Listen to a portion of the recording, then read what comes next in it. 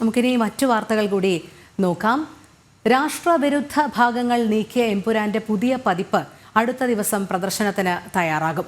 17-ലധികം ഭാഗങ്ങളും സംഭാഷണങ്ങളുമാണ് ചിത്രത്തിൽ നിന്ന് ഒഴിവാക്കിയത്. സിനിമയ്ക്കെതിരെ രാജ്യവ്യാപക പ്രതിഷേധമുയർന്നതോടെയാണ് റീസെൻസറിംഗ് നടത്തിയത്. അഖിൽ പാലോട്ട് മഠം ചേരുന്നു. അഖിൽ, വിവരങ്ങൾ.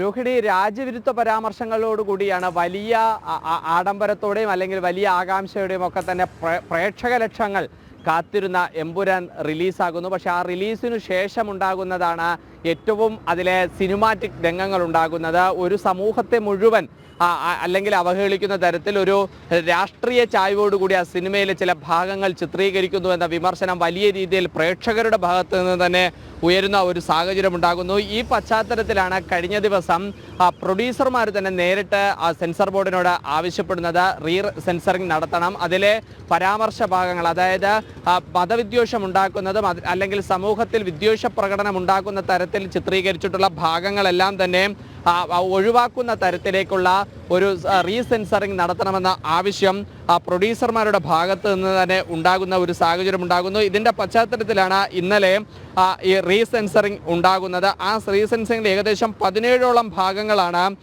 വെട്ടിമാറ്റിയിട്ടുള്ളത് അല്ലെങ്കിൽ അത് ഒഴിവാക്കിയിട്ടുള്ളത് എന്നതാണ് നമുക്ക് മനസ്സിലാക്കാൻ സാധിക്കുന്നത്. അതിൽ പ്രധാനമായും രാജ്യത്തിൻ്റെ അല്ലെങ്കിൽ രാജ്യത്തിൻ്റെ ഐക്യത്തെ തന്നെ ബാധിക്കുന്ന, രാജ്യത്തിൻ്റെ ഒരു മതേതരത്വ മൂല്യത്തെയൊക്കെ തന്നെ ബാധിക്കുന്ന തരത്തിലുള്ള ചില ഭാഗങ്ങളാണ് ഒഴിവാക്കിയിരുന്നത്. അതോടൊപ്പം തന്നെ ദേശീയ പതാകയെ അപമാനിക്കുന്ന തരത്തിലുള്ള ചില ചിത്രീകരണങ്ങൾ ഉണ്ടായിരുന്നു. അത് ആദ്യഘട്ടത്തിൽ തന്നെ ഒഴിവാക്കിയിരുന്നു. അതിൻ്റെ ബാക്കി സീനുകൾ കൂടി സെൻസറിങ്ങിൽ ഒഴിവാക്കിയിട്ടുണ്ട് എന്നതാണ് നമുക്ക് മനസ്സിലാക്കുന്നത്. ഹിന്ദുവിരുദ്ധമായ ഒരു രാഷ്ട്രീയത്തിൻ്റെ, ഹിന്ദുവിരുദ്ധമായ ഒരു നിലപാടിൻ്റെ ചില ശക്തികളുടെയൊക്കെ തന്നെ ഇടപെടലുകൾ ആ സിനിമയുടെ പിന്നാമ്പുറങ്ങളിൽ ഉണ്ടായി എന്ന് നമുക്ക് ഇതിൽ മനസ്സിലാക്കാൻ സാധിക്കുന്നുണ്ട്. ഇതിൻ്റെ വലിയ തോതിലാണ് ഹൈന്ദവ സംഘടനാ പ്രതിനിധികളുടെയും അതുപോലെ തന്നെ ദേശീയ പ്രസ്ഥാനങ്ങളുടെയും ഭാഗത്തു നിന്നൊക്കെ തന്നെ പ്രതികരണങ്ങൾ ഉണ്ടാകുന്നത്.